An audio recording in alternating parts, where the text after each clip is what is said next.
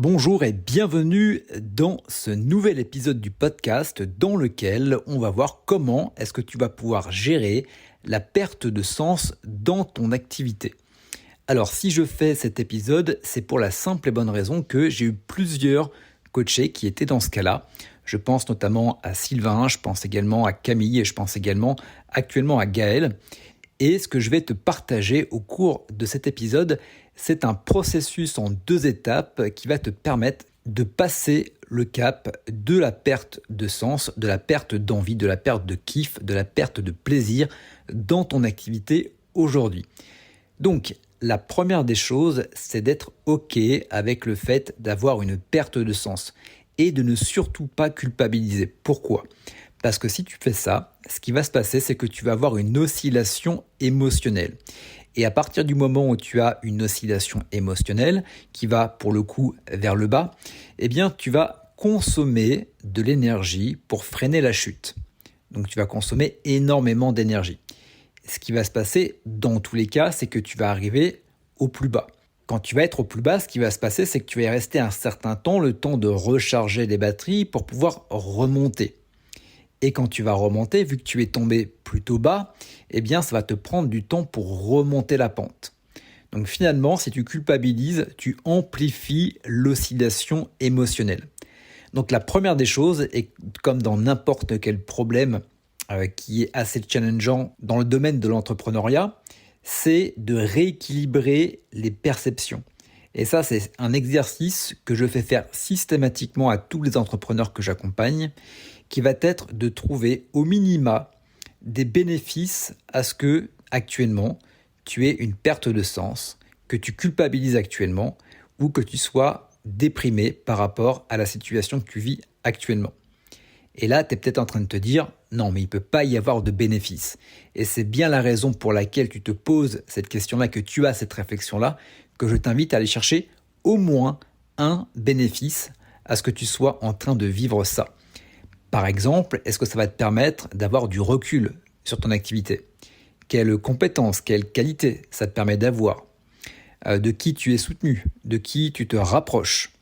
Qu'est-ce que tu es en train d'apprendre ? Qu'est-ce que tu expérimentes ? Qu'est-ce que tu vas pouvoir transmettre à tes collaborateurs, à tes enfants, à ta famille, à d'autres associés, etc., etc. Donc ça, c'est hyper important simplement pour réduire l'amplitude de l'oscillation émotionnelle. Ce qui va se passer à partir du moment où tu auras rééquilibré tes perceptions, eh bien tu tomberas beaucoup moins bas et tu resteras en bas beaucoup moins longtemps. Donc tu vas pouvoir remonter beaucoup plus vite.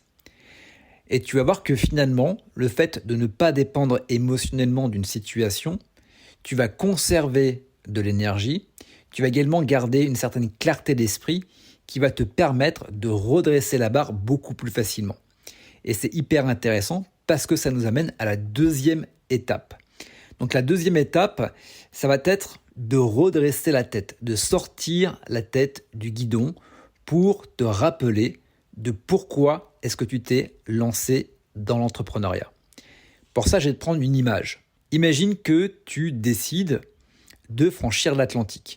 Tu pars de la France et tu vas en direction des États-Unis. C'est ton objectif, d'aller fouler le sol américain.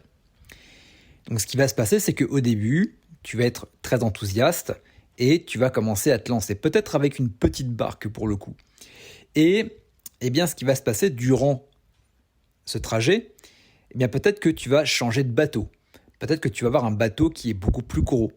Peut-être que tu vas également embaucher des matelots. Peut-être également que durant cette traversée, tu vas te prendre une énorme tempête. Et cette tempête t'aura fait dévier de ta trajectoire. Et puis également, peut-être que durant cette traversée, tu auras également rencontré d'autres personnes. Mais ces personnes-là, sur l'océan, elles ne sont pas là pour traverser l'Atlantique. Peut-être qu'il y en a qui font le Vendée Globe. Peut-être qu'il y en a qui sont en train de pêcher. Peut-être qu'il y en a également qui sont en train d'aller voir l'île au trésor. Donc finalement, si on transpose tout ça dans le domaine de l'entrepreneuriat, eh bien, ce qui va être les grosses vagues qui vont te faire dériver, ça va être toutes les problématiques que tu vas vivre dans ta vie d'entrepreneur. Le fait de grossir de bateau, de passer de la barque à un gros paquebot avec des matelots, peut-être que tu as scalé, peut-être que tu as embauché, et peut-être que finalement, l'aventure n'a plus la même saveur. Et peut-être que finalement, si on transpose également le fait que tu aies rencontré du monde sur l'océan avec d'autres rêves, eh bien simplement peut-être que également tu as échangé avec d'autres entrepreneurs qui avaient un pourquoi différent.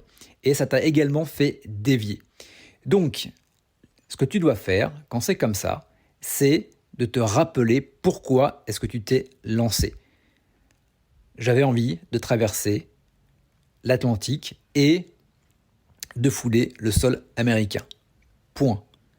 À partir de là, tu vas faire un état des lieux de là où tu en es. Peut-être que le bateau il est trop gros, peut-être que finalement tu as trop de matelots, peut-être que tu as des matelots, tu te dis mais en fait j'ai pas envie de faire la traversée avec eux, parce qu'ils m'énervent, parce qu'il y a beaucoup de choses, parce que ceci, parce que cela. J'étais là avant tout pour kiffer. Peut-être également que tu as embarqué avec toi des personnes qui avaient des rêves différents. Et tu t'es laissé embarquer avec eux en allant, pourquoi pas, faire un détour sur l'île dont il t'a parlé. Et d'être OK avec le fait de dire, non, en fait, finalement, je vais là.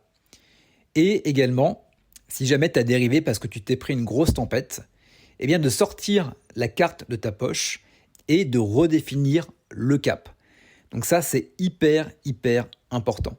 Parce qu'à partir du moment où, en termes d'oscillation émotionnelle, tu seras OK, et à partir du moment où tu auras redéfini ta destination, ça va te permettre, comme je disais, de refaire un état des lieux de là où tu en es. Et à partir du moment où tu as refait un état des lieux de là où tu en es, ça va te permettre de redessiner une roadmap, de redessiner finalement ta navigation, de redessiner une destination pour pouvoir finalement arriver là où tu avais envie d'arriver, qui était le sol américain. Voilà pour ce podcast. Je t'invite vraiment à faire ces 2 étapes, ces 2 exercices. C'est quelque chose que je propose systématiquement dans mes accompagnements et c'est clairement quelque chose qui fait la différence. Donc en gros, tu as une méthode entre les mains qui a été éprouvée et approuvée par de nombreuses personnes que j'ai accompagnées au fil des mois et au fil des années. Je t'invite à tester ça et n'hésite pas à me faire un retour dans les commentaires. Et si tu veux aller beaucoup plus loin et si tu veux échanger par rapport à ta situation, tu as un lien quelque part autour de cette vidéo. Je t'invite à cliquer dessus, de prendre rendez-vous avec moi et on pourra faire un point sur ta situation ensemble. Et quant à moi, je te dis à très vite dans un nouvel épisode.